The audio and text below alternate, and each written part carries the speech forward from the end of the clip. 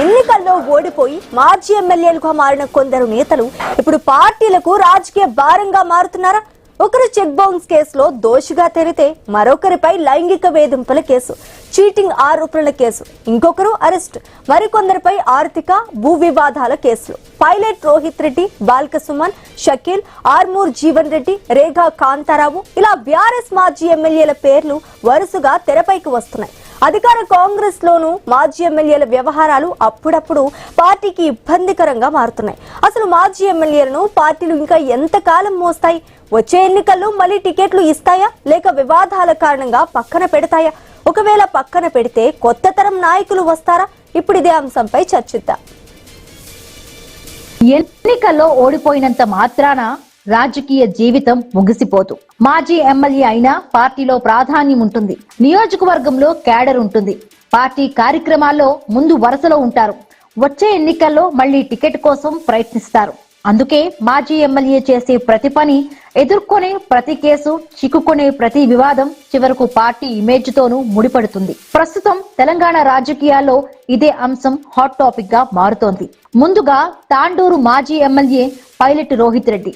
ఒకప్పుడు farm house ఎమ్మెల్యేల కొనుగోలు కేసుతో రాష్ట్ర రాజకీయాల్లో సంచలనంగా మారిన రోహిత్ రెడ్డి ఇప్పుడు మాత్రం తన చుట్టూ ఉన్న కేసులతో వార్తల్లో నిలుస్తున్నారు. ఫామ్ హౌస్ డ్రగ్స్ కేసు మరవక ముందే తాజాగా చెక్ బౌన్స్ కేసులో కోర్టు రోహిత్ రెడ్డిని దోషిగా తేల్చింది. దీంతో ఆయన రాజకీయ భవిష్యత్తు పైన చర్చ మొదలైంది. ఒకప్పుడు బీఆర్ఎస్ కు దూకుడైన నేతగా కనిపించిన రోహిత్ రెడ్డి ఇప్పుడు వరుసగా న్యాయపరమైన చిక్కులతో పార్టీకి ఇబ్బందికరంగా మారుతున్నారా అన్న ప్రశ్న వినిపిస్తోంది. ఇక మాజీ ఎమ్మెల్యే బాల్కా సుమన్ మాటల్లో దూకుడు, ప్రత్యర్థులపై ఘాటైన విమర్శలు, బీఆర్ఎస్ లో ఫైర్ బ్రాండ్ నేతగా గుర్తింపు. కానీ అదే దూకుడు పలుమార్లు వివాదాలకు కారణమవుతోంది. ముఖ్యమంత్రి రేవంత్ రెడ్డిపై చేసిన వ్యాఖ్యలకు సంబంధించి గతంలో బాల్కా సుమన్ పై కేసు నమోదైంది. ఇటీవల కూడా కేసు, అరెస్టు వ్యవహారంతో ఆయన పేరు మరొకసారి వార్తల్లోకి వచ్చింది. అయితే ఇవన్నీ రాజకీయ కక్ష సాధింపు చర్యలేనంటూ బీఆర్ఎస్ వాదిస్తోంది.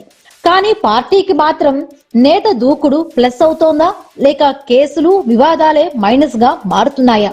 ఇక బోధన్ మాజీ ఎమ్మెల్యే షకీల్, ఆయన పేరు కంటే ఆయన కుమారుడికి సంబంధించిన కేసులే పలుమార్లు రాజకీయంగా చర్చకు వచ్చాయి.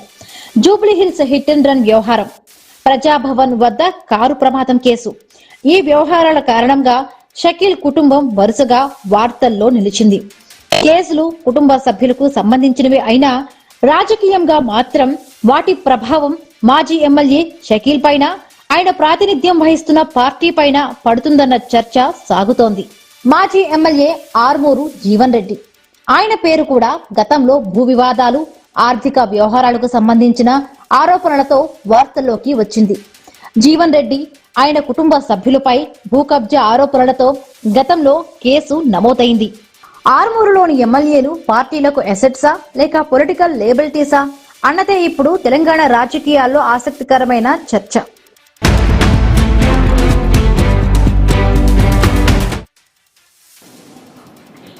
రైట్, రకరకాల రాజకీయ అంశాలను చూస్తున్నాం. రాజకీయాల్లో కోర్టులు, కేసులు చుట్టూ తిరిగిన నేతలనే ప్రజలు ఆదరిస్తారా? పార్టీలు కూడా వారికే టికెట్లు ఇస్తాయా? అంటే ఒకప్పుడు ప్రజాక్షేత్రంలో ప్రజల కోసం పోరాడి కేసులు ఎదుర్కొని జైలు పాలైన వాళ్లను ప్రజలు ఆ తర్వాత వారి ఓటు హక్కు ద్వారా వారికి మద్దతు తెలిపిన సందర్భాలను చూసాం. కానీ ఇప్పుడు జరుగుతున్న పరిణామాలు చూస్తే వ్యక్తిగత ప్రయోజనాలు తప్ప ప్రజల ప్రయోజనాల కోసం, ప్రజల కోసం పోరాడిన నాయకులు లేరు, ప్రజల కోసం జైలు పాలవుతున్న వాళ్ళు లేరు. ఒకవైపు కుటుంబ వివాదాలు కొంతమందిని చుట్టుముడితే, కొంతమంది ఆర్థిక వ్యవహారాల్లో సతమతమవుతుంటే, కొంతమంది ఇల్లీగల్ కార్యక్రమాల్లో కూడా పాలు పంచుకుంటున్న పరిస్థితులు కనిపిస్తున్నాయి. సో ఈ నేపథ్యంలో పార్టీల స్టాండ్ ఏ విధంగా ఉండబోతోంది? పార్టీలు వారిని దూరం పెట్టాల్సిన సమయం ఆసన్నమైందా? ఇకపై పార్టీలు వారికి టికెట్ ఇవ్వాలన్నా, వారిని వారి పార్టీలో కొనసాగించాలన్నా ఒకటికి 4 సార్లు ఆలోచించుకోవాల్సిన పరిస్థితి కనిపిస్తుందా? లేదు ఇటువంటి వివాదాలు ఉన్న నాయకులకే టికెట్లు ఇవ్వటం, ఇటువంటి వివాదాలు ఉన్న నాయకులే పార్టీలను గెలుపు గుర్రాలుగా టికెట్లు ఇచ్చే అవకాశాలు కనిపిస్తున్నాయా? ఏం జరగబోతోంది అనేది చర్చిద్దాం. సో నాతో పాటు పవన్ ఉన్నారు. పవన్, చూస్తున్నాం ఇటీవల వరుస వివాదాలు కొనసాగుతున్నాయి. చాలా మంది ఎమ్మెల్యేలు, అంటే ఒక ప్రజాప్రతినిధి అంటే అన్ని విషయాల్లో కూడా ప్రజలకు ఆదర్శంగా ఉండాలి, ఆ నియోజకవర్గంలో ప్రజలతో మమేకమవుతూ ఉండాలి, అధికారంలో ఉన్నప్పుడు పాలన అందించాలి, ప్రతిపక్షంలో ఉన్నప్పుడు వారి గొంతుకై ప్రభుత్వాన్ని ప్రశ్నించాలి. ఇక్కడ ప్రజల కోసం కన్నా కూడా వారి వ్యక్తిగత ప్రయోజనాలే ఎక్కువ అవుతున్నాయి, వారి వ్యక్తిగత స్వార్థమే ఎక్కువ అవుతుంది. వారి చుట్టూ వివాదాలను రాజకీయ వివాదాలుగా మారుస్తున్న వాళ్ళు కూడా కనిపిస్తున్నారు. సో ఎలా చూడొచ్చంటారు తేడాని, ఏం చెప్తారు? ఒకప్పుడు బీఆర్ఎస్ ప్రభుత్వంలో ఉన్నప్పుడు ఒక 5 మంది నేతల గురించి మాట్లాడుకోవచ్చు. ప్రతిపక్షాలకు ట్రబుల్ మేకర్ గా మారిన వాళ్ళు ప్రస్తుతం ప్రతిపక్షంలోకి వచ్చిన తర్వాత పార్టీకి ట్రబుల్ మేకర్ అవుతుందనే అంశాన్ని ప్రస్తుతం ఇక్కడ ఖచ్చితంగా మనం వాడుకోవాల్సిన అవసరం ప్రస్తుతం ఏర్పడింది. ముఖ్యంగా బీఆర్ఎస్ పార్టీ అధికారం కోల్పోయిన మొదటి రోజు నుంచి రకరకాల అంశాలు, ముఖ్యంగా మాజీ ఎమ్మెల్యేలుగా ఉన్న వ్యక్తులపైన కంటిన్యూ ఆరోపణలు రావడం జరిగింది. పార్టీ అధికారం కోల్పోగానే అటు మాజీ ఎమ్మెల్యే భూదన్ ఎమ్మెల్యే షకీల్ విషయంలో కావచ్చు, కొడుకు ప్రజాభవన్ ముందు యాక్సిడెంట్ కేసు కావచ్చు, హిట్ అండ్ రన్ కేసు కావచ్చు, ఆ తర్వాత pilot road Rohit Reddy drugs case కావచ్చు, బాలకృష్ణ ప్రభుత్వాన్ని విమర్శిస్తున్న తీరు కావచ్చు, లేకపోతే రేవంత్ రెడ్డిని డైరెక్ట్ అటాక్ తీరు కావచ్చు, అలాగే జీవన్ రెడ్డి పైన కొంత భూ ఆరోపణలు కావచ్చు, ముఖ్యంగా ఆర్మూల్ అయితే ఆర్టీసీ ఆ భవన్ ని ఆ లీజ్ కు తీసుకున్న విషయంలో పూర్తిగా ప్రభుత్వానికి ఆ డబ్బులు చెల్లించలేని అంశం కావచ్చు, రేగా కాంతారావు విషయంలో లైంగిక ఆరోపణలు కావచ్చు. ఎవరైతే అధికారంలో ఉన్నప్పుడు ప్రతిపక్షాలకు ట్రబుల్ మేకర్, ప్రస్తుతం అధికారం కోల్పోయిన తర్వాత మాజీ ఎమ్మెల్యేలు అయిన తర్వాత సొంత పార్టీకి ట్రబుల్ మేకర్ గా తయారెత్తున్న పరిస్థితి కనిపిస్తుంది. ఇందాక మీరు అన్నట్టు గతంలో ప్రజల కోసం పోరాడి జైలుకి వెళ్ళిన వాళ్ళు బయటకు వచ్చిన తర్వాత ప్రజలు ఆదరించడం కావచ్చు, వాళ్ళు చేసిన విషయాన్ని ముందుకు తీసుకెళ్తున్న పరిస్థితి కనిపిస్తుంది. కానీ ప్రస్తుతం కొంత ట్రెండ్ చేంజ్ అయింది. సొంత లాభాల కోసం కావచ్చు, భూ వివాదాల విషయం కావచ్చు, వాళ్ళకి ఆర్థికంగా ఎదగాలన్న ఒక అంశం తెరపై తీసుకురావడం కావచ్చు, జైలుకి వెళ్ళడం, కేసుతో పాలవ్వడం, ఇట్లాంటి అంశాలు నడుస్తున్నాయి. ఒకవైపు పార్టీ కూడా ఆలోచిస్తుంది ఎవరు ఎన్ని కేసులలో ఉంటున్నా అసలు కేసులు దేనికి అవుతున్న అంశాలు కూడా ఒకవైపు పార్టీ ఆలోచిస్తున్న విషయం అయితే ఒకవైపు కనిపిస్తుంది. సో చూడాలి బీఆర్ఎస్ పార్టీ ఎటువంటి నిర్ణయం తీసుకుంటుంది. ముఖ్యంగా ఇందాక మనం చెప్పుకున్నట్టు ఒక 5 ఎమ్మెల్యేల గురించి అయితే కీలకంగా పరిశీలిస్తున్న పరిస్థితి కనిపిస్తుంది. యా రైట్ పవన్, ఇదే అంశానికి సంబంధించి మనం మాట్లాడదాం. మనతో పాటు క్వశ్చన్ అవర్ లో పార్టిసిపేట్ చేసేందుకు రామూర్తి గారు, బీఆర్ఎస్ నాయకులు మనతో పాటు జాయిన్ అయ్యారు. రామూర్తి గారు, good afternoon. Good afternoon. So ఏంటి వరుస వివాదాలు కొంతమంది నేతలను చుట్టుముట్టున్నాయి. ఆ పార్టీ ఈ పార్టీ అని తేడా లేదు. బీఆర్ఎస్ లో ఉన్న ఎమ్మెల్యేలు అవ్వచ్చు, కాంగ్రెస్ లో ఉన్న ఎమ్మెల్యేలు అవ్వచ్చు, భారతీయ జనతా పార్టీలో ఉన్న ఎమ్మెల్యేలు అవ్వచ్చు, ఆ కేసుల వల్ల అంటే ప్రజల కోసం పోరాడి కేసులను ఎదుర్కొంటే వాళ్ళని ప్రజలు ఖచ్చితంగా ఆదరిస్తారు. ప్రజా ఉద్యమాల్లో పాల్గొంటే ప్రజలు కూడా హర్షిస్తారు. కానీ వారి సొంత వివాదాలను కూడా రాజకీయ వివాదాలుగా చూపిస్తున్న నేతలు ఉన్నారు. ఇటువంటి నేతలను పక్కన పెట్టే ప్రయత్నం బీఆర్ఎస్ చేయబోతుందా? ఏం జరగబోతుంది? వంశీ గారు, ముఖ్యంగా రాజకీయాల్లో రాజకీయ నాయకుల్లో 2 కేసులు ఉంటాయి. ఒకటి ఏంటంటే రాజకీయంగా పగబట్టికి చేస్తున్న కేసులు, అదే విధంగా వ్యక్తిగతంగా కొన్ని తీసుకున్న కేసులు. ఏదైతే నాయకులు వ్యక్తిగతంగా తప్పు చేస్తే ఖచ్చితంగా కుటుంబానికి ఫస్ట్ వాళ్ళ కుటుంబానికి సమానం చెప్పాలి, దాంతో పాటు ప్రజలకు కూడా సమానం చెప్పాలి, అదే విధంగా వాళ్ళ కాన్స్టిట్యున్సీ ప్రజలకు ముందుగా సమానం చెప్పాలి. అదే విధంగా పార్టీలో ఏదైనా పెద్ద తప్పు చేసినా కూడా పార్టీ ఖచ్చితంగా గమనిస్తుంది. ఒకవేళ పార్టీకి ఇబ్బందికరమైన వాతావరణం ఉంటే కూడా ఖచ్చితంగా పిలుస్తాము. అదే విధంగా మేము మందలించిన రోజు కూడా చాలా ఉన్నాయి. ముఖ్యంగా ఏంటంటే దేశంలో జరుగుతున్న రాజకీయాల్లో ముఖ్యంగా మన రాష్ట్రం గురించి తీసుకున్నాం. మన రాష్ట్రంలో జరుగుతున్న పరిస్థితులు కూడా బీజేపీ నాయకురాలు మొన్నటికి మొన్న ఒక స్టేట్మెంట్ ఇవ్వడం జరిగింది. ఎందుకంటే మహిళలను ఎరగా వేస్తేనే మాకు పదవులు వస్తున్నాయి, మహిళలను ఒక వేషల్లాగా చూస్తున్నారు, మహిళా నాయకురాలను కూడా ఏదైతే పదవులు కావాలంటే ఖచ్చితంగా రాత్రికి రమ్మని పిలుస్తున్నారన్న నీచమైన పరిస్థితుల్లో, నీచమైన రాజకీయాల్లో మనం ఉన్న పరిస్థితి కూడా చూస్తున్నాం. అదే విధంగా బీజేపీకి సంబంధించిన ఒక లీడర్ అయితే డైరెక్ట్ నడి రోడ్డు మీదనే గలీజ్ పని చేస్తూ దొరికింది కూడా మనం చూసాం. అదే విధంగా సభ్య సమాజం తలదించుకున్నారు. అదే విధంగా వీళ్ళ పరిపాలన కూడా బీజేపీ పరిపాలన ఉన్న మణిపూర్ లో కూడా ఒక ఆర్మీకి సంబంధించిన ఒక వ్యక్తి ఒక భార్యను తర్వాత బయట తిప్పి రాజస్థానం పొందుతున్న విషయాలు కూడా చూసాం. అదే విధంగా దేశం కూడా కన్నీరు పెట్టుకున్న విషయాన్ని చూసాం. అదే విధంగా మొన్న షబ్బీర్ అలీ కాంగ్రెస్ విషయానికి వద్దాం. షబ్బీర్ అలీ క్లియర్ గా చెప్పిండు, మహేష్ కుమార్ గౌడ్ దగ్గర పదవులు ఎవరికి వస్తాయంటే డైరెక్ట్ ఫోన్ కన్వర్సేషన్ దొరికింది. మహేష్ కుమార్ కు డబ్బులన్నా కావాలి, లేకపోతే మందన్నా కావాలి, మగవాళ్ళన్నా కావాలన్న విషయాన్ని కూడా మాట్లాడిన విషయాన్ని చూసాం. నేను కూడా సిగ్గుపడ్డా. ఎందుకంటే షబ్బీర్ అలీ ఒక నాయకుడు ఫోన్ చేసి ఏంది మన పరిస్థితి, మన పదవులు రావాలంటే ఏం చేయాలంటే డబ్బులన్నీ ఉండాలా పోయి, లేకపోతే అమ్మాయిలన్నా పంపించాలా, గలాంటి పరిస్థితులు రాజకీయాలు వచ్చినాయి, మనం ఏం చేస్తామని ఆయన మాట్లాడింది చూసాం. ఈ విధంగా రాజకీయాల్లో ఈ విధంగా నడుస్తున్న రాజకీయాలు ఖచ్చితంగా రాజకీయాలను శాసించేది కానీ రాజకీయాలను కంట్రోల్ చేసే ఒక వ్యవస్థ ఉండాలి. అదే విధంగా రాజకీయ నాయకులు. రామ్మూర్తి గారు ఒక ప్రశ్న అనేది. రామ్మూర్తి గారు చెప్పండి. ఇందాక మనం మాట్లాడుకున్నట్టు బీఆర్ఎస్ పార్టీలో ఒక 5 మాజీ ఎమ్మెల్యేల విషయంలో తరచూ వివాదాలు తెరపైకి వస్తున్నాయి. బాలకృష్ణ కావచ్చు, జీవన్ రెడ్డి కావచ్చు, రేగా కాంతారావు, అలాగే బోధన మాజీ ఎమ్మెల్యే షకీల్, అంటే కంటిన్యూగా వివాదాలు తెరపైకి వస్తున్నాయి. పార్టీ కొంతమందిని బాలకృష్ణ లాంటి సరే పార్టీ కోసం కొట్లాడుతున్నారు, ఒకవైపు జైలుకి వెళ్ళినా సరే లీగల్ సెల్ కొట్లాడుతున్న అంశం తెరపైకి వస్తుంది. కానీ మిగతా ఎమ్మెల్యేల విషయంలో వాళ్ళ సొంత లాభాల కోసం కావచ్చు లైంగిక వేధింపులు భూ ఆరోపణలు వస్తున్నాయి. ఇట్లాంటి వాళ్ళకు నెక్స్ట్ టికెట్ ఇచ్చే అవకాశం ఉందా బీఆర్ఎస్ పార్టీ? నేనేమంటున్నా అంటే ఏ వ్యక్తులైనా ఫస్ట్ వ్యక్తిగతంగా బాధ్యత వహించాల్సిందే. ముఖ్యంగా మీరు చెప్పిన చాలా కేసుల్లో చాలా వ్యక్తుల పేరు తీసులు, అదే విధంగా మా నాయకుల పేరు తీసులు. ముఖ్యంగా బాలకృష్ణ సుమన్ ఆయన కొట్లాట, ఆయన తెలంగాణ సమాజానికి ఏమి ఇచ్చిండు అన్నది కూడా అందరికి తెలుసు, ప్రత్యేకంగా చెప్పనవసరం లేదు. ఆయన మీద పగ ప్రతీకారం నడుస్తున్న విషయం కూడా తెలుసు. ఒకానొక సందర్భంలో ఎవరైనా కొంత మాట తుల్లినంత మాత్రాన వ్యక్తికి టికెట్ ఇయ్యద్దు, అదే విధంగా ఇట్లా మాట్లాడడం కరెక్ట్ కాదు, సభకు కాదు. ముఖ్యంగా ఇతర వ్యక్తుల గురించి మాట్లాడారు. వాళ్ళు ఫస్ట్ వ్యక్తిగతంగా వాళ్ళ కుటుంబానికి బాధ్యత వహించాలి. అదే విధంగా పార్టీ పిలిచినప్పుడు క్రమశిక్షణ ఉంటుందో పార్టీ క్రమశిక్షణ ప్రకారం గౌరవ కేసీఆర్ గారు ఏ విధంగా చెప్తే ఆ విధంగా ముందు పోతాం. ఎందుకంటే ఇంత ముందు గతంలో ఆరోపణలు వచ్చినప్పుడు కూడా మేము చాలా మందిని పక్క పెట్టిన సందర్భాలు కూడా చూసాం. ఎందుకంటే చిన్న చిన్న ఆరోపణలైనా మంత్రి పదవి నుంచి తొలగించిన పేరు కూడా అప్రస్తుతం. ఎందుకంటే మేము కొన్ని చర్యలు తీసుకున్నాం, దాని బెస్ట్ ఎగ్జాంపుల్ గా చూపెట్టాం. ముఖ్యంగా ఏంటంటే మా పార్టీలో జరిగిన అంశాలు కానీ లేకపోతే ఇతర అంశాల్లో కానీ ముఖ్యంగా ఒక రాజకీయ పార్టీలో ఒక రాజకీయ పార్టీకి ఏదన్నా ప్రమాదం పొంచి ఉన్నది వ్యక్తితో అంటే వ్యక్తిని పక్క పెడతాం. ఎందుకంటే ఇప్పుడు మామూలుగా సెప్టిక్ అయిద్దండి, సెప్టిక్ అయినప్పుడు వాస్తవంగా ఇంజక్షన్ ఇవ్వడమా లేకపోతే అక్కడ కట్ చేయడమా లేకపోతే దాన్ని తీస్తే పెద్ద ప్రాణం ఉంటది అన్నట్టు అంశాలు కూడా మనకు చూసాం. అలాంటి సందర్భాల్లో ఒక డాక్టర్ జరిగిన చర్యలు, ఒక డాక్టర్ చేస్తున్న చర్యలు కూడా ఏ పార్టీలో చేస్తున్నా మా పార్టీ కాదు. ఇప్పుడు బీజేపీ కూడా నడి రోడ్డు మీద దొరికిన వ్యక్తిని ఏం చేసిందో నాకు తెలియదు. అదే విధంగా ఒక బీజేపీ మహిళా నాయకురాలు, తెలంగాణకు సంబంధించిన మహిళా నాయకురాలు ఆమె డైరెక్ట్ గా చెప్పింది. మరి ఆ విషయంలో వారు చర్యలు తీసుకుని నాకు తెలియదు. అదే విధంగా నడి రోడ్డు మీద చాలా కార్యక్రమాలు నడుస్తున్నా అది చూసి చూడనట్టు కూడా పోతున్నారు. ముఖ్యంగా మొన్న ఎన్నికలు చూసాం. ఎందుకంటే హైదరాబాద్ లో జరిగిన ఉప ఎన్నికలు అమ్మాయిలను సప్లై చేసి డైరెక్ట్ దొరికినవన్నీ స్టేజ్ ఎక్కించి ఏ పార్టీ అయినా సహించొద్దు. నేను మళ్ళీ కూడా చెప్తున్నా, మళ్ళీ మీకు క్లియర్ గా మీరు చెప్తున్నారు కాబట్టి కుటుంబానికి బాధ్యత వహించాలి ముందు ఆ వ్యక్తులు, ఆ ఎమ్మెల్యేలు, ఆ ప్రజాప్రతినిధులు అంటూ ఉంటే ఆ కుటుంబాలే కొన్నిసార్లు ఆ ఎమ్మెల్యేలకు, ఆ ప్రజాప్రతినిధులకు మా వాళ్ళు ఆ ప్రజాప్రతినిధి కాబట్టి మా నాన్నో మా బంధువో ఎవరో ఒకళ్ళు ఆ పదవిలో ఉన్నారు కాబట్టి నేను ఏం చేసినా నడుస్తుందన్న పరిస్థితులు కూడా కనిపించాయిగా. సో షకిల్ కి సంబంధించి తన కొడుకు కార్ యాక్సిడెంట్ కేసులు కూడా మనం చూసాంగా. అటువంటి వాళ్ళకు సంబంధించి ఎటువంటి చర్యలు తీసుకున్నారు మీరు? నేనేమంటున్నా, మేము ఎప్పుడు కూడా వెనకేసుకొచ్చే చర్యలు చేయలేదు. ఎందుకంటే ఆయన పూర్తి స్వేచ్ఛనిచ్చాం, ఆయన సమానం చెప్పుకోవాలి. ఆయన కుటుంబంలో జరిగిన సమస్య ఎందుకంటే రాజకీయంగా ఒకవేళ ఉపయోగపడాలని చూసినా కూడా వాటి జాగ్రత్తగా చేశాం. ఎందుకంటే ఇప్పుడు బండి సంజయ్ కుమారుడు డైరెక్ట్ దొరికిండు, ఎవరు దాచిపెట్టిలండి? ఇప్పుడు ఒక కేంద్రానికి సంబంధించిన ఒక మంత్రి, ముఖ్యంగా ఒక అతిపెద్ద పోస్ట్ లో హోంశాఖ మంత్రి కొడుకే తప్పించుకొని తిరిగిందంటే ఇక రాష్ట్రంలో దేశంలో ఏ రక్షణ ఉన్నదని చెప్తున్నా. ఒకవేళ నా కొడుకు నిజంగా తప్పు చేసి డైరెక్ట్ పట్టుకొని చూంచొచ్చు ప్రెస్ ముందుకు.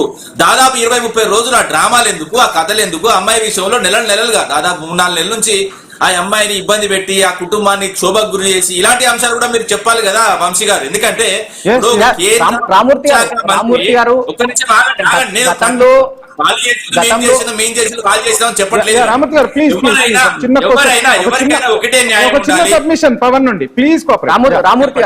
గతంలో నాయకుల పైన ఆరోపణలు వచ్చినాయి, జైలుకి వెళ్ళిన వాళ్ళు కూడా ఉన్నారు, మళ్ళీ బెయిల్ పైన వచ్చి నాయకులుగా అసెంబ్లీలో అడుగుపెట్టిన పరిస్థితి కూడా ఉండే.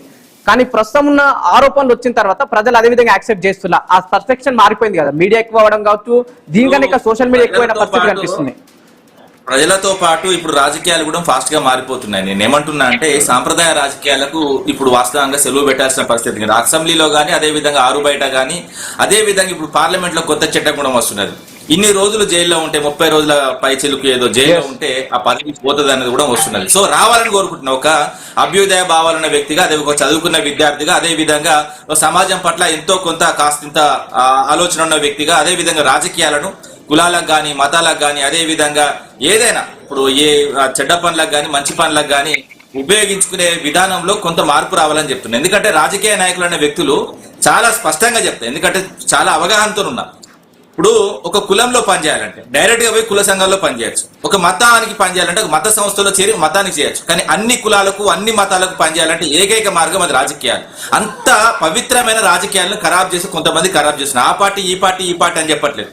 చాలా మంది పార్టీలో ఇప్పుడు నేనున్నా అండి, మీరున్నారు, ఒక కుటుంబంలో ఇప్పుడు మన 5 ఏళ్ళే చక్కగా ఉండవు, కానీ ఒక కుటుంబంలో ఒకటి తప్పు చేసినప్పుడు బాధ్యత ఖచ్చితంగా కుటుంబ బాధ్యత వహించాల్సింది. అదే విధంగా పార్టీ తప్పు చేసిన మేము అదే అడుగుతున్నాం. పార్టీ బాధ్యత తీసుకుంటుంది. పర్సెప్షన్ మారిపోయింది కదా, పార్టీ నెక్స్ట్ టైం వీళ్ళని తీసుకొచ్చే అవకాశం ఉందని అంశాన్ని తీసుకొస్తున్నాం. ఇప్పుడు ఇక టైం ఉంది, 2 ఏళ్ల సమయం ఉన్నది. 2 ఏళ్ల సమయంలో మీరు చెప్పిన పేర్లలో ఎవరు దోషులు ఎవరు నిర్దోషులు అన్నది కోర్టులు ఉన్నాయి, చట్టాలు ఉన్నాయి, అదే విధంగా ప్రజలు ఉన్నారు. అదే విధంగా ప్రజాస్వామ్యంలో ఓటు అన్నది చాలా విలువైంది. ఆ ఓటుతున్న ప్రజలు తీర్పు చెప్తారు కదా. ఇప్పుడు జైల్లో ఉండి కూడా గెలిచిన వాళ్ళు న్యాయంగా అంటే ఒక కక్షపూరితంగా గానీ ఒక వ్యక్తి తప్పు చేసి కానీ లేకపోతే తప్పు చేయకుండా గానీ జైలుకు పోయి జైల్లో ఉంచి గెలిచిన వాళ్ళు కూడా భారతదేశంలో కోకలుగా ఉన్నారు. ముఖ్యంగా ఉద్దేశం మంచిదై ప్రజలకు సేవ చేసిన భావన ఉంటే ఖచ్చితంగా గెలిపిస్తారు. ఒకవేళ సమాజానికి గాని లేకపోతే కుటుంబాలకు గాని ప్రమాదం ఉన్న వ్యక్తులను ఖచ్చితంగా ప్రజలు శిక్షిస్తారు. అదే విధంగా ఓటుతో సమానం చెప్తారు. కానీ ఆ కేసుల నుంచి తప్పించుకోవటానికే ఈ రోజు రకరకాల పార్టీలు మారుతున్న వ్యక్తుల్ని చూస్తున్నాం. అందులోనూ నామినేషన్ దాఖలు చేసేటప్పుడు ఎన్ని కేసులు ఉన్నాయో కూడా మెన్షన్ చేస్తారు. సో ఆ కేసుల సంఖ్య కూడా పెరుగుతున్నప్పుడు ప్రజలు వీళ్ళని హర్షిస్తారా లేదా, వీళ్ళపై ఎటువంటి కేసులు ఉన్నాయి? అంటే ఒక రైతుల కోసం ఉద్యమం చేస్తే, ఒక రైతు ఉద్యమంలో పాల్గొన్నారు అంటే ఖచ్చితంగా ప్రజలు హర్షిస్తారు. నిరుద్యోగుల పక్షాన పోరాడి కేసులు ఎదుర్కొంటే సమాజం సరే ప్రజల కోసం పోరాడారు కానీ హర్షిస్తుంది. కానీ వ్యక్తిగత కేసులు, భూదందాల కేసులు, మీరిందాక చెప్పినట్టుగా ఇల్లీగల్ కేసులు ఉన్న వాళ్లకు కూడా పార్టీలు టికెట్లు ఇస్తున్న పరిస్థితులు లేవా? ప్రజలపై బలవంతంగా వాళ్లను రుద్దే ప్రయత్నాలు చేయట్లేదా? ఏమంటున్నా, అందుకే పార్లమెంట్ లో సుదీర్ఘ చర్చ నడుస్తుంది. అదే విధంగా ఒక కమిటీ ఇచ్చి ఆ కమిటీ కూడా క్లియర్ గా తీసుకుంటున్నారు. ముఖ్యంగా రాజకీయ పార్టీలు కూడా తమ సలహాలు సూచనలు కూడా చెప్తున్నారు. ఎందుకంటే ఇప్పుడు ఈ 30 కేసులున్న విషయం గానీ 30 రోజులు జైల్లో ఉన్న విషయం గానీ ఒకవేళ ఈ విధంగా ఉంటే అది రాజకీయమైన పురిగొల్పుల కేసులు కాకుండా ఇతర నేరపూరితమైన కేసులో ఉంటే మాత్రమే కన్సిడర్ చేయాలి. లేకపోతే ఒక పార్టీ మీద కోపంతో ఇంకో పార్టీ వాళ్ళు పెట్టచ్చు. అలాంటి కేసులు కన్సిడర్ చేయొద్దు. అదే విధంగా నిజంగా ఒక నేరం చేసి శిక్ష ఖచ్చితంగా పడితే ఆ వ్యక్తి రాజకీయాల్లో ఉండదు. ఎందుకంటే పాలకుడు నేరస్తుడు అయితే ఇక ప్రజలు ఏ విధంగా ఉంటారు? ఇప్పుడు మన రాష్ట్రమే బెస్ట్ ఎగ్జాంపుల్. 46 రోజులు జైల్లో ఉన్న వ్యక్తి ఏ విధంగా ఆలోచన ఉంటది? నేరపూరితంగానే ఉంటది. ఆయన కూడా 46 రోజులు ఏదో వేరే కేసులు రాజకీయ పురుగొల్పిన కేసులు కాదు. ఒక డ్రోన్ కెమెరా, ఒక దుర్మార్గుడు, ఒక దుష్టుడు, ఒక షోరూమ్లలో లేకపోతే ఇతర అంశాల్లో కెమెరా పెట్టి చూడాలనుకున్న దుర్మార్గమైన ఆలోచన వ్యక్తులు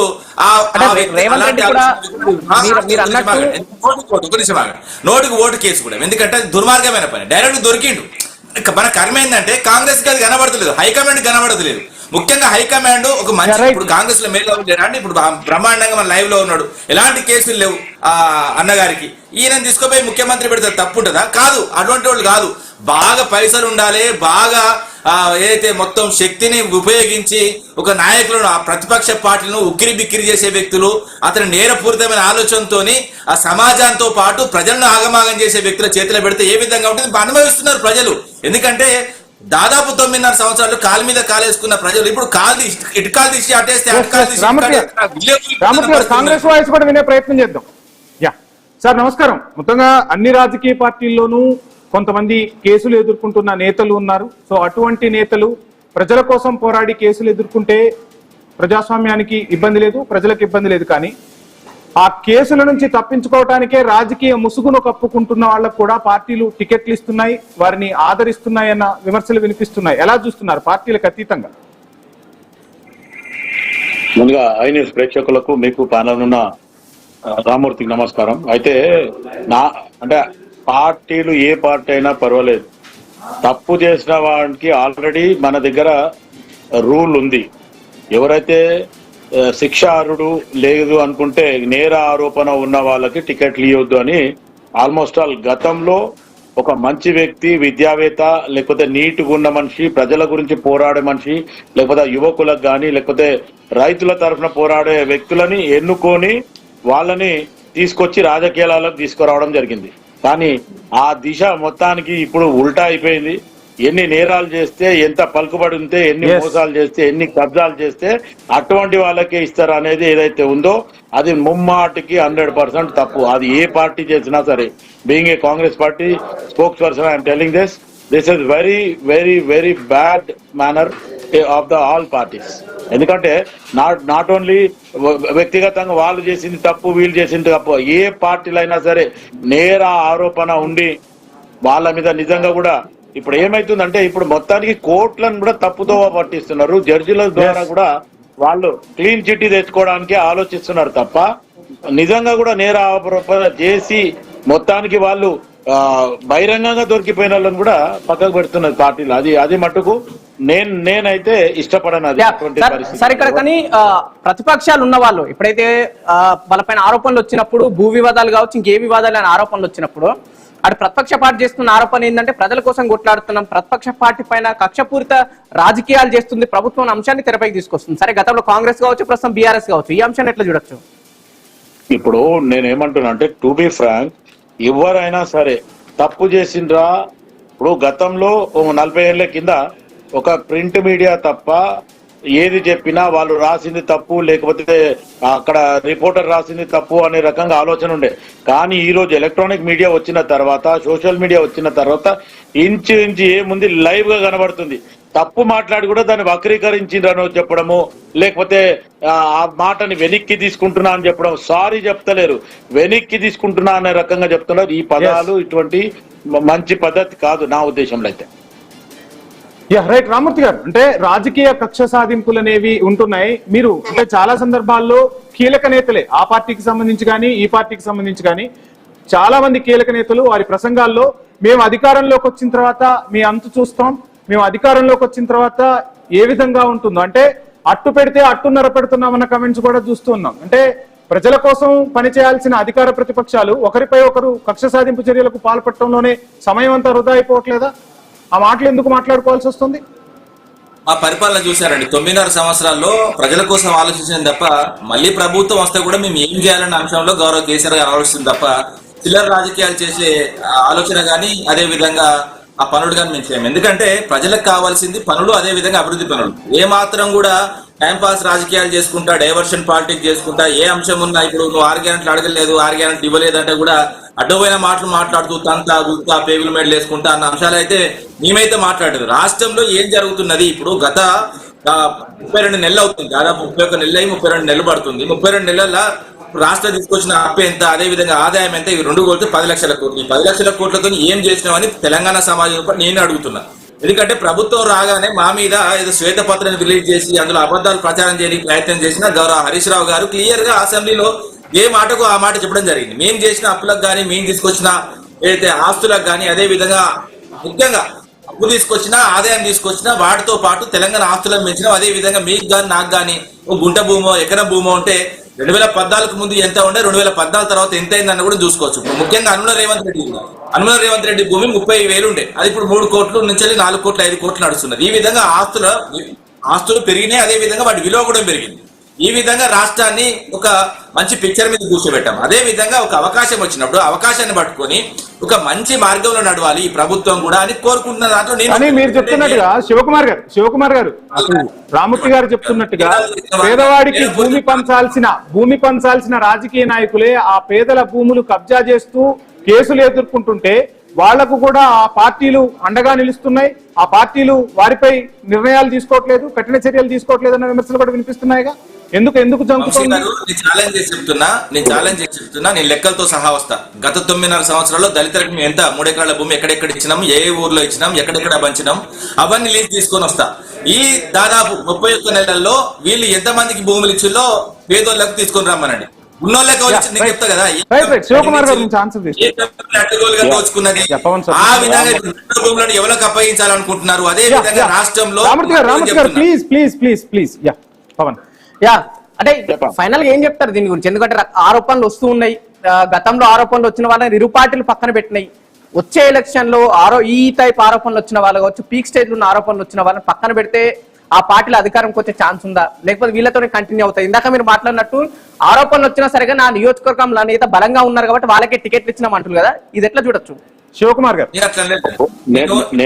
నేను ఏమంటున్నా అంటే మొత్తానికి ఏ పార్టీ అయినా సరే, ఇప్పుడు రామూర్తి మాట్లాడుతూ మళ్ళీ 9.5 సంవత్సరాలు డిఫెండ్ చేయడము అదంతా కాదు. నేను నేరారోపణ గురించే మాట్లాడుతున్నా. పార్టీ పరంగా మాట్లాడితే మిగులు బడ్జెట్ రాష్ట్రం ఇచ్చిండ్రు, 6,500 కోట్ల రూపాయలు ఈ రోజు వీళ్ళు చేసిన అప్పే కడుతున్నామని మళ్ళీ నేను చెప్పాల్సి వస్తుంది. నేను అక్కడ పోతలేను, ఎందుకంటే మనం సబ్జెక్ట్ ఏదైతే మీరు మాట్లాడుతుంటో నేరారోపణ వాళ్ళ మీద అనుకుంటాం కాబట్టి ఇప్పుడు గెలుపు గుర్రాలు అనే రకంగా మాట్లాడుతున్నారు యాంకర్ గారు. ఇప్పుడు గెలుపు గుర్రాలు ఎక్కడికైనా వస్తారు, గెలుపు కూడా ఎక్కడికైనా వస్తారా? ఏమైనా బయట నుంచి ఏమైనా వస్తారా, లేక పై నుంచి ఏమైనా దిగుతారా? వీళ్ళు ఎవరైతే పక్క పార్టీలో ఉన్నోళ్ళు ఇంకొక పార్టీలో పోవద్దు అనేది ఒక నిబంధన ఉన్నాక కూడా ఈ పార్టీ అధికారంలో ఉంటే ఈ పార్టీలు ఉంటున్నారు, ఆ పార్టీ అధికారంలో ఉంటే ఆ పార్టీలు ఉంటున్నారు. ఈ రకంగా ఆలోచిస్తే రామ్మూర్తి ప్లీజ్ ఒక్క నిమిషం ఆగు. ఇప్పుడు నేను ఇంకొక మాట లైవ్ గా నేను తప్పును కూడా నేను చెప్తున్నాను. మొన్నటి వరకు కేశవరావు ఈ రోజు కాంగ్రెస్ పార్టీ గెలుపుకు కేశవరావు ఏం చేసిండు అనేది నేను డైరెక్ట్ మా పార్టీలోనే అడుగుతున్నా. అక్కడ ఉండే ఆమె మొన్నటి వరకు మేయర్ ఉంది, ఈ రోజు మహిళా కమిషన్ మెంబర్ ఎందుకు ఇస్తున్నారు, ఏం చేస్తున్నారు అనేది నేనే గత డిబేట్ లో ప్రశ్నించిన. ఎందుకంటే కష్టపడిన వాళ్ళు పార్టీకి అంకిత భావంతో పనిచేసినట్టు ఇప్పుడు ఇంతకుముందు రామ్మూర్తి చెప్పినట్టు ఆల్మోస్ట్ ఆల్ 44 ఇయర్స్ నుంచి పార్టీల నిబద్ధతతోని ఒక ఎడ్యుకేటెడ్ గా ఉండి ఒక సిస్టమ్ గా పనిచేస్తున్నాం. కానీ గుర్తింపు లేదంటే బడాబాబులు ఉండాలా, వెనకాల ఎవడో గాడ్ ఫాదర్ ఉండాలా, లేకపోతే మన గురించి చర్చించేటోడు కానీ. రైట్ ఐ న్యూస్ పోరాటం కూడా అదే. ఈ రోజు ఈ అంశాన్ని చర్చించేందుకు కూడా అందుకోసం అంటే పార్టీలో చాలా మంది నాయకులు ఉంటారు, కార్యకర్తల కోసం కష్టపడే వాళ్ళు ఉంటారు, పార్టీ కోసం కష్టపడే వాళ్ళు ఉంటారు, ప్రజలతో మమేకమై ప్రజల కోసం పోరాటాలు చేసే వాళ్ళు ఉంటారు. సో అటువంటి వాళ్ళను పక్కన పెట్టి ఇటువంటి వారికి టికెట్లు ఇవ్వటం వల్ల ఆ పార్టీలు తమ ఇమేజ్ ను కోల్పోతున్నాయి. పార్టీలో ఉన్న వాళ్ళను గుర్తించండి, ప్రజల కోసం ఉపయోగపడే నాయకులకు టికెట్లు ఇవ్వండి అని చెప్పి కూడా ప్రజల నుంచి వినిపిస్తున్న వాయిస్ నే ఐ న్యూస్ మీ ముందుంచే ప్రయత్నం చేసింది. థ్యాంక్ యూ రామూర్తి గారు, శివకుమార్ గారు. సో ఇది